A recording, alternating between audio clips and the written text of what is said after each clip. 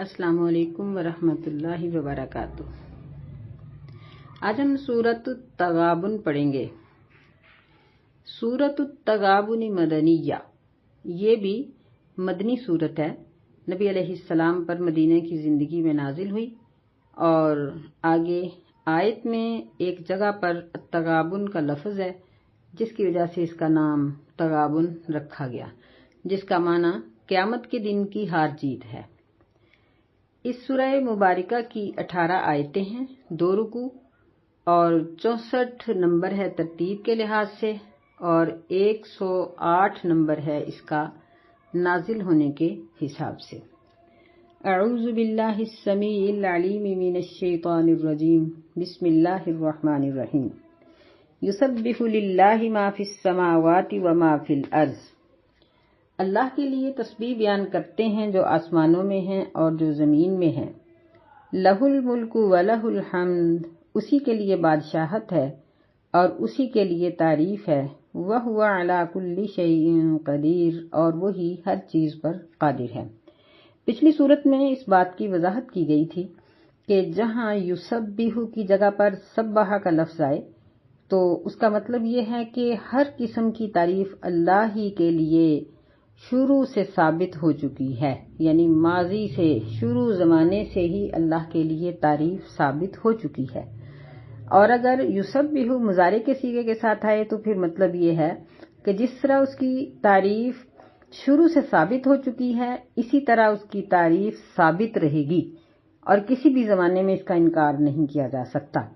ایسے ہی جہاں ما فی السماوات والارض آئے تو وہاں یہ ہے کہ زمین و آسمان یہ سب اللہ ہی کی ملکیت ہیں، تو سب اسی کی تعریف بیان کرتے ہیں۔ اور جہاں وما فی الارض یعنی علیحدہ آئے تو یہاں علیحدہ علیحدہ ذکر ہے کہ آسمانوں کے فرشتے بھی اور زمین کی مخلوقات بھی، جمادات بھی، نباتات بھی، سب چیزیں اللہ ہی کی تسبیح بیان کرتی چلی آ رہی ہیں۔ لہ الملک یعنی اسی کی بادشاہت ہے، وہی سب سے بڑا بادشاہ ہے۔ وَلَهُ الْحَمْدُ، اسی کے لیے تعریف ہے۔ تسبیح کا معنی یہ ہوتا ہے کہ ہر قسم کے عیب اور نقص سے پاک ہونا۔ حمد کا معنی یہ ہوتا ہے کہ ہر وہ تعریف جو ایک معبود میں ہونی چاہیے اس کا موجود ہونا، یعنی اللہ تعالیٰ ہر قسم کے نقص سے پاک ہے اور ہر تعریف اس کے اندر ہر وقت موجود ہے اور بدرجہ اتم یعنی 100%، کبھی بھی اس میں نہ کمی آئی ہے، نہ اب ہے کمی، نہ آئندہ ہوگی۔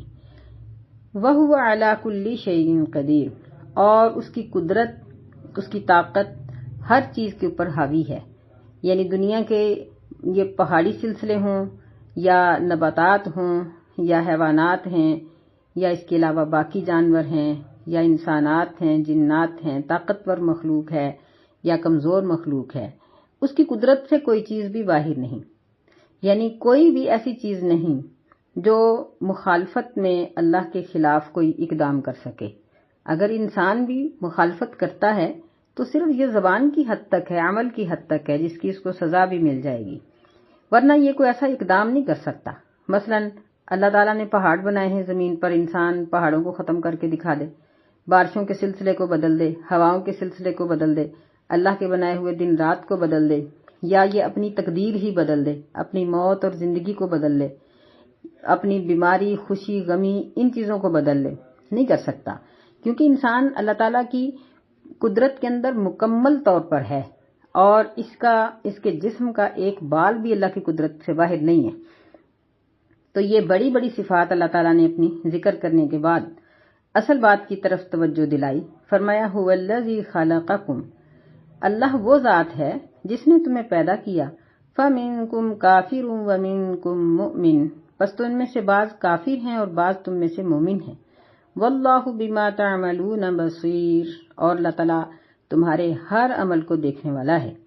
یعنی پچھلی آیت کے آخر پہ فرمایا کہ اس کی قدرت ہر چیز کے اوپر مکمل ہے، اور یہاں یہ ذکر کیا کہ اللہ تعالیٰ نے اپنی قدرت کاملہ سے انسان کو، چاہے وہ کہیں بھی پیدا ہو، کسی کے گھر میں بھی، کیسے بھی اس کے ماں باپ کا مذہب ہو، ہر انسان پیدائشی طور پر مومن ہی ہوتا ہے، مسلمان ہی ہوتا ہے، نبی صلی اللہ علیہ وسلم نے فرمایا ما من مولود یولد، کہ کوئی بھی ایسا مولود نہیں، کوئی بھی ایسا بچہ نہیں جو پیدا ہو مگر وہ فطرت اسلام پر ہوتا ہے۔ اللہ تعالیٰ اس کو مسلمان ہی پیدا کرتے ہیں۔ یعنی یہاں فَمِنْكُمْ کافر، تم میں سے بعض کافر ہیں اور بعض تم میں سے مومن ہیں۔ اس جملے سے اس بات کی نشاندہی ہوئی کہ انسان کو اگر اختیار ہے تو صرف عمل کرنے کا ہے، ورنہ باقی تمام چیزوں میں انسان کو کوئی اختیار نہیں۔ مثلا اپنی زندگی کے بارے میں انسان کو کوئی اختیار نہیں کہ اس کو بڑھا لے یا کم کر دے۔ پھر ایسے ہی اپنے پیدا ہونے کے بارے میں اختیار نہیں کہ وہ کہاں پیدا ہو، مرنے کے بارے میں اختیار نہیں کہ وہ کب مرے۔ پھر ہر انسان کا جسم ابھی دنیا پر آنے سے پہلے جب مکمل ہوتا ہے تو اللہ تعالیٰ اس کا رزق، اس کی خوشی، اس کی غمی، یہ سب چیزیں لکھ دیتے ہیں۔ یعنی ان تمام معاملات میں انسان مجبور محض ہے کہ نہ اپنی تقدیر سے بڑھ کر کوئی خوشی لے سکتا ہے، نہ تقدیر سے بڑھ کر کسی کو غم ملتا ہے، نہ اپنا رزق کوئی چھوڑ کے جاتا ہے اور نہ ہی اپنا رزق لکھے ہوئے سے زیادہ کھا سکتا ہے۔ اگر اختیار ہے تو صرف اس بات میں ہے کہ یہ ایمان کی زندگی گزارے یا کفر کی، اور ایسی صورت میں بھی فرمایا کہ یہ اللہ کی قدرت سے باہر نہیں ہے، وہ مومن ہے یا کافر ہے، اللہ تعالیٰ کی پوری نظر ہے اس پر۔ واللہ بما تعملون بصیر، اللہ تمہارے ہر عمل کو دیکھ رہا ہے۔ خلق السماوات والارض بالحق، پیدا کیا ہے اس نے آسمانوں کو اور زمین کو حق کے ساتھ۔ یعنی حق کے ساتھ پیدا کرنے کا مطلب یہ ہے کہ یہ فضول نہیں بلکہ ان کے پیدا کرنے کا ایک مقصد ہے۔ اور مقصد کیا؟ کہ زمین بطور فرش انسان کو مہیا فرمائی اور آسمان بطور چھت، اور انسان کو پیدا کیا کہ وہ اللہ کی عبادت کرے۔ وَصَوَّرَكُمْ فَأَحْسَنَ صُوَرَكُمْ وَإِلَيْهِ الْمَصِيرُ، اور اس نے تمہاری شکلیں بنائیں، بس بہت اچھی شکلیں تمہاری بنائیں اور اسی کی طرف لوٹ کر جانا ہے۔ یعنی یہاں اس سے پتہ چلا کہ مصور بھی اللہ ہی ہے، اور اللہ تعالیٰ نے انسان کو باقی تمام مخلوقات سے احسن بنایا۔ کہ دیکھیں کہ انسان کے منہ میں بھی وہی زبان ہے جو جانوروں کے منہ میں ہے، لیکن جس طریقے سے ہم بولتے ہیں، اپنے جو دل کے خیالات ہوتے ہیں ان کو اپنے لفظوں میں ظاہر کرتے ہیں، یا کسی کا غم سنتے ہیں یا اپنے غم کی داستان سناتے ہیں، اسی طرح انسان کی گفتگو، انسان کے معاملات، یہ سب چیزیں یہ جانوروں میں نہیں ہیں۔ وہ اپنی حاجت اور اپنی ضرورت کو اپنی زبان کے الفاظ سے بیان نہیں کر سکتے۔ پھر ایسے ہی دیکھیں کہ انسان کی نظر اور جانوروں کی نظر میں بڑا فرق ہے۔ انسان نے اپنی نظر سے کیا کچھ ایجاد کیا۔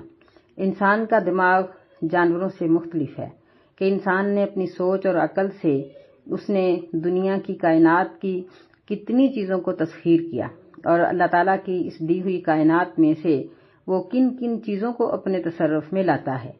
ایسے ہی انسان کا جسم اور جانوروں کے جسم کا بہت فرق ہے کہ انسان اپنے جسم کو بڑے احسن طریقے سے استعمال کرتا ہے۔ اللہ تعالیٰ نے بندے کو، انسان کو لباس پہننے کی تلقین کی، حالانکہ انسان اور جن کے سوا کسی اور کو لباس کا حکم نہیں دیا گیا۔ تو یہ سب چیزیں یہ احسن میں آتی ہیں۔ یہاں صرف کالے گورے کا مسئلہ نہیں ہے، جو اللہ تعالیٰ نے کالے بنائے ہیں وہ اللہ تعالیٰ کو ایسے ہی اچھے لگتے ہیں۔ آپ کسی مصور کی ساری تصاویر کو دیکھیں تو اس میں بہت سی تصاویر ایسی ہوں گی جس میں ہم نقص نکالیں گے کہ یہاں یہ کیوں اور یہ کیوں، لیکن وہ کہے گا کہ مجھے ایسے ہی خوبصورت لگتا ہے۔ تو انسان یہ اللہ کی کاریگری کا ایک شاہکار ہے، تو اس نے جس کو جیسے چاہا ویسے ہی بنایا۔ جو چیز مقصود ہے بیان کرنے کے لیے وہ یہ ہے وَإِلَيْهِ الْمَصِيرُ، کہ ہر انسان کا لوٹ کر اللہ ہی کی طرف جانا یقینی ہے۔ اس میں کوئی شک نہیں کہ کوئی دیہات میں مرے یا شہر میں، فضا میں یا پانی میں، وہ اللہ کے سوا کسی اور کی طرف نہیں اکٹھا ہو سکتا۔ یعلم ما فی السماوات والارض، وہ جانتا ہے جو کچھ آسمانوں میں ہے اور زمین میں ہے۔ وَيَعْلَمُ مَا تُسِرُّونَ وَمَا تُعْلِنُونَ، اور اللہ تعالیٰ جانتا ہے جو تم چھپاتے ہو اور جو تم ظاہر کرتے ہو۔ وَاللَّهُ عَلِيمٌ بِذَاتِ الصُّدُورِ، اور اللہ تعالیٰ دل کی باتوں کو جاننے والا ہے۔ یعنی انسان کی سوچ، انسان کا خیال، یہ اللہ تعالیٰ سے چھپا ہوا نہیں ہے۔ أَلَمْ يَأْتِكُمْ نَبَأُ الَّذِينَ كَفَرُوا مِن قَبْلُ، کیا تمہارے پاس ان لوگوں کی خبر نہیں آئی جنہوں نے اس سے پہلے کفر کیا؟ فذاقوا وبال امرہم ولہم عذاب علیم، پس انہوں نے اپنے کام کا وبال چکھ لیا اور ان کے لیے دردناک قسم کا عذاب ہے۔ یعنی یہاں پہلی قوموں کے نام نہیں لیے گئے، اور مقصود وہی ہیں کہ پہلی تمام قومیں جو کفر کر کے تباہ ہوئی ہیں، تو کیا تمہارے پاس ان کی خبریں نہیں پہنچی کہ تم ان کی بستیوں میں سے گزر کر اپنی تجارت کے لیے جب جاتے ہو تو ان کا حال نہیں دیکھتے ہو کہ انہوں نے اپنے گناہوں کا وبال کس طرح سے چکھا اور ان کو کس طرح دردناک قسم کے عذاب کا سامنا کرنا پڑا۔ ذالک بأنہ کانت تأتیہم رسلہم بالبینات، یہ اس وجہ سے، یعنی دردناک عذاب کیوں آیا؟ اس وجہ سے کہ ان کے پاس ان کے رسول روشن دلائل لے کر آتے تھے۔ فقالوا ابشر یہدوننا، پس انہوں نے کہا کیا ایک بندہ ہمیں ہدایت دے گا؟ فکفروا وتولوا واستغنى اللہ، پس انہوں نے کفر کیا اور وہ پھر گئے۔ اللہ تعالیٰ ان سے غنی ہو گیا، بے پرواہ ہو گیا۔ واللہ غنی حمید، اور اللہ تعالیٰ غنی ہے، تعریف والا ہے۔ یعنی انہوں نے اپنے پیغمبروں کی ہدایات کو صرف انا کی وجہ سے ٹھکرا دیا کہ یہ ایک بندہ اور ہمیں ہدایت دیتا ہے، ہم اس کی ہدایت کے پیچھے لگ جائیں۔ انہوں نے کفر کیا اور وہ پھر گئے۔ جب وہ پھر گئے یعنی انہوں نے اللہ تعالیٰ کی جو ہدایات تھیں اس کی پرواہ نہ کی، واستغنى اللہ، تو اللہ بھی ان سے بے پرواہ ہو گیا۔ اور اللہ غنی ہے، یعنی اللہ تعالیٰ کو کسی کی ضرورت نہیں کہ وہ جتنے لوگ زیادہ مسلمان ہوں گے اللہ کے ووٹ بڑھ جائیں گے، نہیں، اللہ تعالیٰ کو ان چیزوں کی کوئی ضرورت نہیں۔ حمید، اللہ تعریف والا ہے۔ جب انسان نہیں تھے اس وقت بھی بادشاہت اللہ ہی کے لیے تھی، اور اگر نبی صلی اللہ علیہ وسلم نے فرمایا کہ اگر ساری دنیا کے انسان جو پیدا ہو چکے ہیں، جو ہونے والے ہیں، جو موجود ہیں، یہ سارے ایک کافر دل کی طرح ایک کفر پر اکٹھے ہو جائیں تو اللہ تعالیٰ کی بادشاہت میں ایک رتی بھی کمی نہیں آتی، اس کی شان و شوکت میں، اس کی قوت میں، اس کی حکومت کی مضبوطی میں ایک رائی کے دانے کے برابر بھی کمی نہیں آتی۔ اس لیے یہاں اللہ نے اس بات کی وضاحت کی کہ فَكَفَرُوا وَتَوَلَّوْا، کہ انہوں نے پیغمبروں کی بات کا جب انکار کر دیا اور وہ پھر گئے تو اللہ تعالیٰ ان سے بے پرواہ ہو گیا۔ تو جب پھر اللہ کسی سے بے پرواہ ہو جاتا ہے تو پھر اس قوم کی حالت بہت بری ہو جاتی ہے، اور بے پرواہ ہونے کی جو وجہ ہے وہ لوگوں کا کفر ہے۔ پھر بھی اللہ تعالیٰ نے رزق کا جو ذمہ اٹھا رکھا ہے وہ اللہ تعالیٰ کسی سے بھی اپنا وعدہ غلط نہیں کرتے۔ یہاں ہمارے لیے ایک غور کرنے کا مقام ہے کہ پہلی قوموں نے اگر کفر کیا تو اللہ تعالیٰ ان سے بے پرواہ ہو گیا اور وہ ہلاک ہو گئے اور ان کو کوئی بچانے والا نہ تھا۔ تو اگر ہم اللہ کے احکامات کا انکار کر رہے ہیں اور ہم اللہ سے منہ موڑ کر دوسرے لوگوں کی طرف جا رہے ہیں، ہم مغرب کی تہذیب کو پسند کر رہے ہیں اور ہم ان کے پیچھے دوڑ رہے ہیں، تو کیا اللہ ہم سے بے پرواہ نہیں ہوگا؟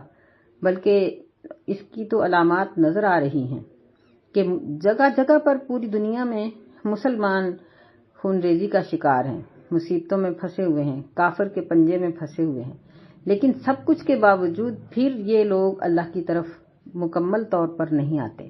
ہم خود اپنے آپ کو دیکھیں کہ ہمارے چاروں طرف کتنے ہی ممالک ایسے ہیں جہاں ہمارے مسلمان بھائی بہنیں کافروں کے تشدد کا شکار ہیں۔ کیا ان کی ان مصیبتوں نے ہمیں تبدیل کیا؟ کیا ہمارے بے نمازی بنے؟ کیا ہماری بے پردہ خواتین پردے کی حدود کے اندر آئیں؟ کیا حرام کھانے والوں نے حرام کھانا چھوڑ دیا؟ کیا اللہ کی نافرمانی کرنے والوں نے کچھ غور کیا، سوچا کہ وہاں اگر کافر ان کو مار رہے ہیں، پیٹ رہے ہیں، تو ہم اللہ کا دامن تھام لیں تاکہ اللہ ہم سے بے پرواہ نہ ہو جائے اور اللہ تعالیٰ ہماری مدد کرے؟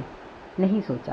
یہی لمحہ فکریہ ہے، ہمیں اس بات کو سوچنا چاہیے اور اپنے آپ میں تبدیلی لانی چاہیے، کیونکہ اللہ تعالیٰ کا یہ فرمان ہے کہ اللہ تعالیٰ لا یغیر ما بقوم حتی یغیروا ما بانفسہم، کہ جب کوئی قوم نیکی سے برائی کی طرف آتی ہے تو پھر اللہ ان کی حالت کو بدل دیتا ہے اور ان کو لوگوں کے رحم و کرم پر چھوڑ دیتا ہے۔ اور جب کوئی برائی سے نیکی کی طرف آتا ہے تو اللہ تعالیٰ اس کو تھام لیتے ہیں، پھر اس کو لوگوں کے رحم و کرم پر نہیں چھوڑتے، پھر اللہ تعالیٰ اس کو اپنے تحویل میں لے لیتے ہیں اور اس کی پوری مدد کرتے ہیں۔ تو ہمیں اپنے آپ پر غور کرنا چاہیے۔ زعم الذین کفروا ان لن یبعثوا، ان لوگوں نے گمان کیا جو کافر ہیں، کافر لوگوں نے گمان کیا ان لن یبعثوا، کہ وہ دوبارہ نہیں اٹھائے جائیں گے۔ قل بلا، کہہ دیجئے کہ کیوں نہیں، وربی، میرے رب کی قسم، لتبعثن ثم لتنبؤن بما عملتم وذلک علی اللہ یسیر، کہ ضرور ضرور تم دوبارہ اٹھائے جاؤ گے، پھر ضرور ضرور تمہیں اس چیز کی خبر دی جائے گی جو تم عمل کرتے ہو، اور ایسا کرنا اللہ تعالیٰ پر آسان ہے۔ یعنی ہم نہیں اس چیز کا تصور کر سکتے کہ ہم پوری کائنات کے لوگوں کا حساب و کتاب، ہماری تو سوچ سے باہر، لیکن اللہ کے لیے یہ بہت آسان ہے کیونکہ وہ خالق ہے۔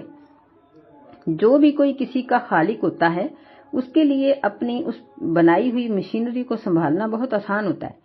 تو اللہ تعالیٰ جو کلی قدرت اور طاقت کا مالک ہے اور وہ سب سے بڑا بادشاہ ہے اور پوری کائنات اس کی تسخیر میں ہے، اس کے لیے یہ کام مشکل نہیں کہ وہ لوگوں کا حساب و کتاب لے۔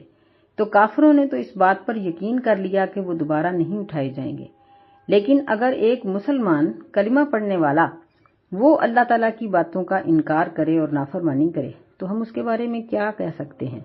کیا ہم یہ کہیں گے کہ اس کو اپنی آخرت پر یقین ہے؟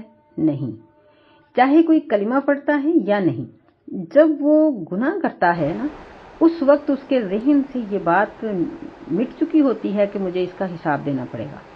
پھر جب اس کو اگر خیال آ جائے تو پھر وہ توبہ بھی کر لیتا ہے، اگر توبہ کرتا ہے اللہ اس کے گناہوں کو معاف بھی کر دیتے ہیں۔ لیکن اگر وہ اپنے گناہوں پر ہی جاری رہتا ہے اور اللہ تعالیٰ سے توبہ اور معافی بھی نہیں مانگتا تو پھر وہ بھی کافر ہی ہے۔ یہاں ایک اور بات بھی یاد رکھنے کی ہے، قابل توجہ ہے، وہ یہ ہے کہ کفر دو طرح کا ہوتا ہے۔ ایک یہ ہے کہ کوئی شخص یا قبیلہ یا قوم کلمہ نہیں پڑھتے، وہ اللہ تعالیٰ کے نزدیک عینی طور پر کافر ہیں، یقینی طور پر کافر ہیں، اور ان کے لیے ہم کہہ سکتے ہیں کہ اگر یہ اسی حالت میں مر گئے تو ان کے لیے جہنم ہے۔ لیکن ایک وہ شخص ہے جو کلمہ پڑھتا ہے، اللہ کو اپنا معبود سمجھتا ہے، رسول اللہ صلی اللہ علیہ وسلم کی رسالت کا اقرار کرتا ہے، اگرچہ وہ کلمہ پڑھنے کے بعد نیکی کا کوئی بھی کام نہ کرے، ہم اس کے اوپر کفر کا فتویٰ نہیں لگا سکتے۔ البتہ کفر کا معنی انکار ہے اور اس کے گناہوں پر اس کو انکار کا گناہ ضرور ہوگا۔ یعنی ایک ہوتا ہے انسان اپنے عقیدے کا کافر ہو، ایک یہ ہے کہ اس کا عقیدہ تو اسلام ہے وہ عقیدتاً مسلمان ہی، لیکن عملی طور پر وہ مسلمان نہیں ہے۔ تو ایسا شخص جو عملی طور پر مسلمان نہیں ہے، چاہے اس میں بڑے بڑے کفر کے کام ہی پائے جاتے ہوں، ہم اس کے اوپر کفر کا فتویٰ نہیں لگا سکتے۔ یعنی اگرچہ وہ چوری کرے، ڈکیتی کرے، سود کھائے، شراب پیے، زناکاری کرے، قتل و غارت کرے، کچھ بھی کرے، ہم اس مسلمان کلمہ گو کو کافر نہیں کہہ سکتے، کیونکہ ہے وہ اللہ تعالیٰ کے نزدیک مسلمان ہی۔ اس کا معاملہ کلمہ نہ پڑھنے والے سے قیامت والے دن مختلف ہوگا، اگرچہ اس کو اس کے تمام گناہوں کی سزا ملے گی۔ بلکہ جب ہم احادیث کا مطالعہ کرتے ہیں تو پھر ہمیں یہ بات سمجھ میں آتی ہے کہ قیامت کے دن جب ساری دنیا کو اٹھایا جائے گا، پھر اللہ تعالیٰ ان کو محشر کی طرف اکٹھا ہونے کا حکم دیں گے اور لوگ دوڑتے ہوئے محشر کی طرف جا رہے ہوں گے، مہطعین مقنعی رؤوسہم لا یرتد الیہم افئدتہم طرفہم وافئدتہم ہوا، یعنی یہ بدحواسی کی ایک حالت ہوگی کہ سب لوگ اللہ کی طرف دوڑتے ہی چلے جا رہے ہیں۔ آگے جب پل صراط سے یہ لوگ گزریں گے تو کافر اس پل صراط کے پار نہیں گزر سکیں گے، بلکہ وہ جہنم کے اندر گر جائیں گے۔ پار گزرنے والے وہی ہوں گے جو کلمہ پڑھنے والے ہیں، انہی کے اوپر حساب و کتاب قائم ہوگا۔ اللہ تعالیٰ نے کافروں کے بارے میں فرمایا کہ ہم ان کے لیے حساب کو قائم نہیں کریں گے، کافروں کے لیے میزان نہیں رکھا جائے گا، ان کے لیے ترازو نہیں رکھا جائے گا، بلکہ ترازو صرف مسلمانوں کے لیے رکھا جائے گا، انہی کے اعمال کو تولا اور ناپا جائے گا، اور پھر ان کو ان کے گناہوں کی سزائیں دی جائیں گی، اور پھر بہت سے ایسے ہوں گے جو بغیر کسی سزا کے سیدھے جنت میں چلے جائیں گے۔ اللہم اجعلنا منہم، اللہ اپنی رحمت سے ہمیں ان میں شامل فرمائے۔ اور بہت سے ایسے ہوں گے کہ جن میں حقوق العباد یا حقوق اللہ کے متعلقہ گناہ ہیں، وہ اپنی سزاؤں کو پائیں گے، اور سزاؤں کو پانے کے بعد جہنم میں سے نکل کر جنت میں پہنچا دیے جائیں گے۔ بہرحال یہ بات ہمیں ہمیشہ یاد رکھنی چاہیے۔ یہ آج کل کا ایک بہت بڑا فتنہ ہے کہ ہم کلمہ گو مسلمان کو اس کے کسی کافرانہ عمل کی وجہ سے اس کو ہم کافر کہہ دیتے ہیں، اور ہم اس کے مال کو مال غنیمت کہہ دیتے ہیں۔ یہ 100% غلط ہے، ایسا ہرگز نہیں ہونا چاہیے۔ اللہ تعالیٰ نے ہمیں ایسا کرنے کی اور ایسا کہنے کی ہرگز اجازت نہیں دی۔ فرمایا فآمنوا باللہ ورسولہ، بس اللہ پر ایمان لاؤ اور اس کے رسول صلی اللہ علیہ وسلم پر، والنور الذی انزلنا، اور اس نور ہدایت پر جو ہم نے نازل کیا ہے، واللہ بما تعملون خبیر، اور اللہ تعالیٰ اس چیز پر جو بھی تم عمل کرتے ہو اس سے باخبر ہے۔ یہاں نور سے مراد قرآن مجید ہے، کیونکہ اللہ تعالیٰ نے اس وحی کے ذریعے اپنی تمام تعلیمات ہم تک پہنچائیں اور اس راستے کو روشن کر کے دکھایا جس راستے پر چل کر ہم اللہ کی رضا کو حاصل کر سکتے ہیں۔ اس لیے اس قرآن مجید کو نور کہا جاتا ہے کہ یہ ہمارے لیے اللہ کے راستے کو روشن کر کے دکھاتا ہے۔ یوم یجمعکم لیوم الجمع ذالک یوم التغابن، جس دن وہ جمع کرے گا تم سب کو جمع ہونے کے دن میں، یہ ہے دن ہار اور جیت کا۔ تغابن یعنی اس کا مطلب ہی یہ ہے کہ غبنہ کا معنی یہ ہوتا ہے کہ سودا خریدتے وقت ایک دوسرے کو نقصان یا فائدہ پہنچانا، یعنی اس دن میں جو غلط لوگ ہیں ان کو نقصان پہنچے گا اور جو اچھے ہیں ان کو فائدہ پہنچے گا۔ وَمَن يُؤْمِن بِاللَّهِ وَيَعْمَلْ صَالِحًا يُكَفِّرْ عَنْهُ سَيِّئَاتِهِ وَيُدْخِلْهُ جَنَّاتٍ تَجْرِي مِن تَحْتِهَا الْأَنْهَارُ، اور جو شخص اللہ پر ایمان لائے گا اور نیک عمل کرے گا، یکفر عنہ، اللہ تعالیٰ اس کی برائیوں کو دور کر دیں گے اور اس کو باغات میں داخل کر دیں گے جس کے نیچے سے نہریں بہتی ہوں گی، خالدین فیہا ابدا، وہ اس میں ہمیشہ ہمیشہ رہے گا۔ ذالک الفوز العظیم، یہ بہت بڑی کامیابی ہے۔ یعنی اس آیت مبارکہ میں اللہ تعالیٰ نے یہ بات بتائی ہے کہ اس دنیا کی زندگی میں بھی جب انسان گناہ کرتا ہے، پھر گناہ کے بعد وہ کوئی ایسی نیکی کر لیتا ہے تو اللہ تعالیٰ اس کے گناہوں کو اس کی وجہ سے معاف کر دیتے ہیں۔ جس طرح نبی صلی اللہ علیہ وسلم نے فرمایا کہ ایک رمضان کے روزے دوسرے رمضان کے تک یہ درمیان کے جو صغیرہ گناہ ہیں ان کا کفارہ بن جاتے ہیں۔ اسی طرح ایک جمعہ پڑھنے والا شخص، اس کا دوسرے جمعے تک گناہوں کا کفارہ وہ جمعہ بن جاتا ہے۔ ایک نماز دوسری نماز تک کفارہ ہے۔ ایک حج دوسرے حج تک درمیانے تمام صغیرہ گناہوں کا کفارہ ہے۔ ایک عمرہ دوسرے عمرے تک درمیانی گناہوں کا کفارہ ہے۔ ایسے ہی اگر کوئی شخص ایمان کے لیے اسلام کی خاطر اپنا علاقہ چھوڑ کر کسی اور جگہ چلا جاتا ہے، یا دین کی خاطر وہ اپنا کاروبار چھوڑ کر کوئی اور کاروبار جو دین کے مطابق ہے وہ اختیار کرتا ہے، ہجرت کرتا ہے، تو اللہ تعالیٰ اس کے پچھلے گناہوں کو معاف کر دیتے ہیں۔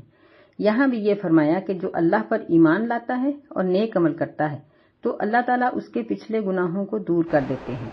لیکن یہاں ایک بات یاد رکھنے کی ہے کہ نبی صلی اللہ علیہ وسلم کی تعلیمات کے مطابق اگر ایک شخص اس ارادے سے گناہ کرے کہ میں بعد میں نیکی کر لوں گا، میں صدقہ کر دوں گا، میں عمرہ کر آؤں گا، میں روزہ رکھ لوں گی یا میں نفل پڑھ لوں گی، تو یہ غلط چیز ہے۔ یہ اس کا گناہ جو عملاً کیا گیا ہوتا ہے وہ توبہ کے بغیر معاف نہیں ہوتا۔ اور دوسرا یہ ہے کہ جو کبیرہ گناہ ہیں ان کے لیے توبہ کرنا ضروری ہے۔ اور پھر یہ ہے کہ کچھ ایسے اذکار بھی نبی علیہ السلام نے بتائے ہیں کہ جن کو پڑھنے کی وجہ سے ہمارے گناہ معاف ہو جاتے ہیں، بلکہ ہر ذکر سے ہی گناہ معاف ہوتے ہیں۔ استغفر اللہ پڑھ لیا جائے، لا الہ الا اللہ، لا حول ولا قوت الا باللہ، یا کچھ ایسے وظائف ہیں جو چند لفظوں کے مجموعے ہیں، تو ان کو پڑھنے سے بھی اللہ تعالیٰ گناہوں کو معاف کر دیتا ہے۔ لیکن ارادے سے گناہ نہیں کرنا چاہیے، کیونکہ ممکن ہے کہ جب ایک بندہ ایک گناہ اس ارادے سے کر رہا ہے کہ میں اس کے بعد توبہ کر لوں گی، ہو سکتا ہے کہ اس سے پہلے اس کو موت آ جائے، کہ مثلا کسی نے کوئی ایسی غلط چیز دیکھی یا سنی یا اس نے کچھ ایسا کیا، اس کی نیت تھی کہ میں ابھی نماز پڑھ لوں گی اور توبہ کر لوں گی، ہو سکتا ہے کہ وہ اس گناہ کے اندر مبتلا ہو تو اس کی موت آ جائے اور نماز تک وہ نہ پہنچے، اتنی اس کے پاس مہلت ہی نہ ہو کہ نماز کا وقت اس کی زندگی میں آئے۔ اس لیے انسان کو کبھی بھی اس دلیری پر گناہ نہیں کرنا چاہیے کہ میں بعد میں توبہ کر لوں گی۔ اللہ تعالیٰ نے قرآن مجید میں ہمیں اس بات کی تلقین کی ہے کہ مسلمانوں، تمہیں موت مسلمان ہونے کی حالت میں آنی چاہیے، یعنی اگر موت کوئی کفر یا گناہ کرتے ہوئے آ گئی تو پھر اس انسان کا انجام اچھا نہیں ہوگا۔ فرمایا ذالک الفوز العظیم، کہ سب سے بڑی کامیابی یہی ہے، یعنی کامیابی ہے ہی یہ، اور یہ بہت بڑی کامیابی ہے۔ یہاں مطلب یہ نہیں ہے کہ کوئی چھوٹی کامیابیاں بھی ہیں، اگر کوئی اول درجہ نہیں حاصل کر سکتا تو دوسرا، تیسرا، چوتھا کوئی اور حاصل کر لے گا، نہیں، کامیابی دراصل ہے ہی یہ کہ بندہ اللہ کی جہنم سے بچ جائے، اور یہ چھوٹی کامیابی نہیں ہے، یہ بہت بڑی ہے۔ والذین کفروا وکذبوا بآیاتنا اولئک اصحاب النار، اور جن لوگوں نے کفر کیا اور ہماری آیات کو جھٹلا دیا، یہ لوگ جہنمی ہیں، خالدین فیہا، وہ اس میں ہمیشہ رہیں گے، وبئس المصیر، اور لوٹ کر جانے کی یہ بہت بری جگہ ہے۔ یہاں بھی وہ کافر مراد ہیں جو کلمہ نہیں پڑھتے۔ جو کلمہ پڑھنے والے ہیں ان کے لیے خالدین فیہا نہیں کہا گیا کہ وہ اس میں ہمیشہ رہیں گے، بلکہ وہ اپنے گناہوں کی سزا پانے کے بعد جہنم سے نکالے جائیں گے۔ یہاں یہ بات بھی یاد رکھنی چاہیے کہ ایک کفر زبان کے ساتھ ہوتا ہے کہ انکار کر دیا جائے، اور ایک اس کی صورت یہ ہے کہ بندہ عملی طور پر اس کا انکار کر دے، کہ اب ایک شخص زبان سے تو کہتا ہے کہ سود حرام ہے، میں سمجھتا ہوں کہ سود نہیں لینا چاہیے، لیکن عملی طور پر وہ لے رہا ہے، یا ایک چیز کو وہ قرآن اور حدیث کے خلاف سمجھتا ہے لیکن عملی طور پر وہ کام کر رہا ہے، تو یہ بھی اللہ تعالیٰ کے نزدیک گناہ اور قابل سزا ہے۔ ما اصاب من مصیبت الا باذن اللہ، نہیں پہنچتی کوئی بھی مصیبت مگر اللہ کے حکم سے۔ ومن یؤمن باللہ یہد قلبہ، اور جو شخص اللہ پر ایمان لے آتا ہے اللہ اس کے دل کو ہدایت دے دیتا ہے۔ واللہ بکل شیء علیم، اور اللہ تعالیٰ ہر چیز کو جاننے والا ہے۔ یہاں گناہ کے اسباب میں سے ایک سبب بیان کیا گیا کہ بہت مرتبہ ایک شخص نفع حاصل کرنے کے لیے، تکلیف سے بچنے کے لیے گناہ کرتا ہے، مثلا کسی بیماری سے بچنے کے لیے جادو کروا لیا، یا غلط کوئی لفظ پڑھ لیا، یا کسی اپنے دشمن کے خاتمے کے لیے ایسا کر لیا، یعنی مصیبت کو ٹالنے کے لیے، یا مصیبت میں وہ پھنسا ہوا ہے تو اس سے بچنے کے لیے ایسا کر لیا۔ تو فرمایا کہ مصیبت تو اللہ کے حکم سے آتی ہے، مصیبت تو اس جادو یا کسی ایسی چیز سے تو نہیں ٹل سکتی۔ یا مثلا وہ چوری کر کے اپنی کسی ضرورت کو پورا کر کے اپنی پریشانی کو دور کرنا چاہتا ہے، تو وہ تو بہت اس کا غلط طریقہ ہے۔ مصیبت تو اللہ کی طرف سے آئی، اور اگر کسی چیز کی تنگی تھی یا بیماری کی تکلیف تھی تو اس تنگی کو دور کرنے کے لیے یا بیماری کی شفا کے لیے غلط رستہ اختیار نہیں کرنا چاہیے تھا، بلکہ صحیح رستہ اختیار کرو۔ وَمَن یُؤْمِن بِاللَّهِ، یعنی جو شخص مصیبت میں مبتلا ہے لیکن وہ اللہ پر ایمان رکھتا ہے، یہدی قلبہ، تو اللہ اس کو اس کے دل کو ہدایت دے دیتے ہیں، یعنی اس کو سیدھا رستہ دکھا دیتے ہیں کہ تم اس طریقے سے یہ کام کر لو تو تمہاری یہ مصیبت ٹل جائے گی، بیمار کی اس طریقے سے دوا کر لو، علاج کر لو جو جائز ہے، حلال ہے، اس کو شفا ہو جائے گی۔ یا اور کوئی تنگی ہے، پریشانی ہے، تکلیف ہے، کوئی خوف ہے، غم ہے، تو اللہ تعالیٰ اس کا صحیح طریقہ بندے کو دکھا دیتے ہیں، صحیح رستہ بتا دیتے ہیں۔ وَمَن يُؤْمِن بِاللَّهِ يَهْدِ قَلْبَهُ، تو مطلب یہ ہے کہ مصیبت کے وقت میں اللہ ہی کو پکارنا چاہیے۔ یہ نہیں ہے کہ ہم عام طور پر تو مسلمان ہیں، لیکن جب مصیبت آئی تو اس مصیبت میں ہم اللہ کو چھوڑ کر کسی اور رستے پر چل دیں اور پھر ہم کہیں کہ ہم کیا کریں، ہمیں اس مصیبت سے تو نکلنا ہے۔ نہیں، یہی تو وقت ہے امتحان کا، یہی تو وقت ہے ٹیسٹ کا۔ اگر اس ٹیسٹ میں کامیاب نہ ہوئے تو پھر کہاں جائیں گے۔ واللہ بکل شیء علیم، اللہ ہر چیز کو جاننے والا ہے۔ یعنی تکالیف کو دور کرنا، مصیبتوں اور پریشانیوں کو دور کرنا اس کے لیے مشکل نہیں۔ وَأَطِيعُوا اللَّهَ وَأَطِيعُوا الرَّسُولَ، اور اللہ کی اطاعت کرو اور اس کے رسول صلی اللہ علیہ وسلم کی اطاعت کرو۔ فَإِن تَوَلَّيْتُمْ فَإِنَّمَا عَلَى رَسُولِنَا الْبَلَاغُ الْمُبِينُ، پس اگر تم پھر جاؤ گے، پس بے شک ہمارے رسول کی ذمہ داری ہے کہ پہنچا دینا ہے واضح طور پر، یعنی اللہ تعالیٰ نے اپنے رسول کی صرف یہی ذمہ داری لگائی۔ یہاں ہمیں مصیبتوں کے اسباب بتائے گئے ہیں۔ وہاں پیچھے یہ بتایا گیا تھا کہ گناہ کا سبب بعض اوقات کسی مصیبت کا آ جانا ہے۔ یہاں یہ بتایا کہ آنے والی مصیبت کو ٹالنے کا بہت بڑا سبب یہ ہے کہ اللہ اور اس کے رسول کی اطاعت میں آ جاؤ، اپنی نافرمانی کو ہٹا دو۔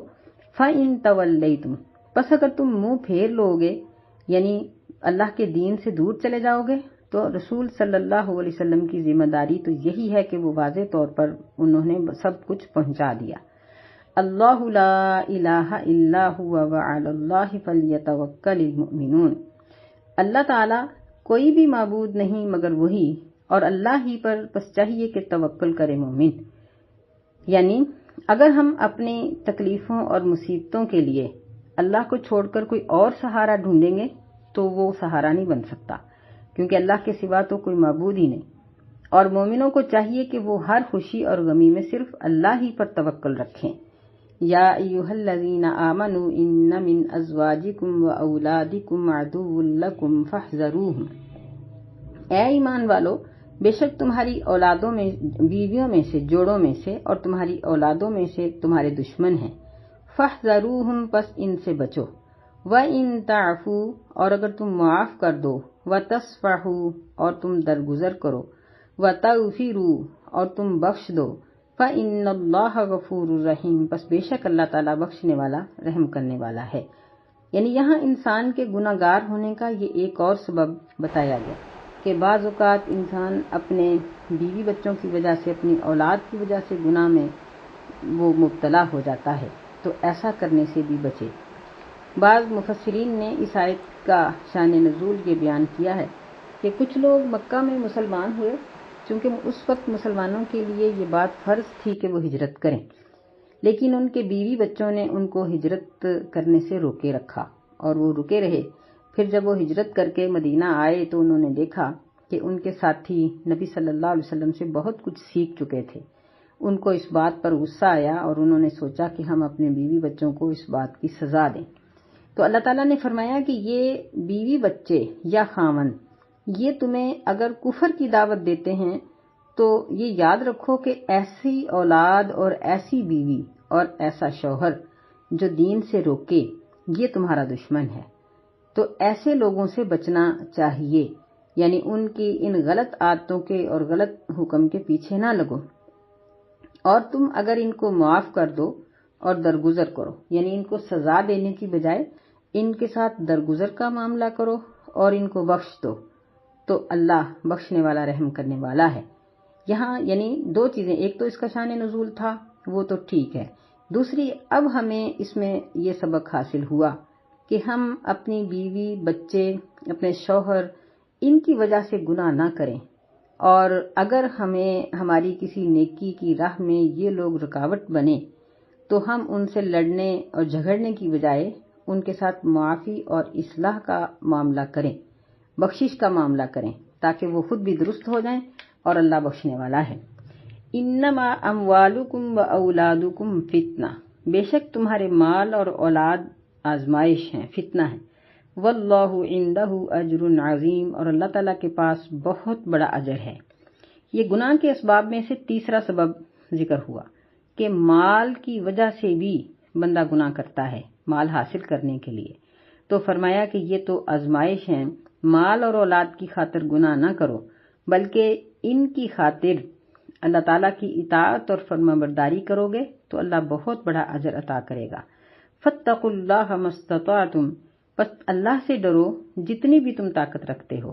واسمعوا واطیعوا وانفقوا خیرا لانفسکم، اور اللہ تعالیٰ کے احکامات کو غور سے سنو اور اس کی اطاعت کرو اور اللہ کی راہ میں خرچ کرو، یہ تمہارے نفسوں کے لیے بہتر ہے۔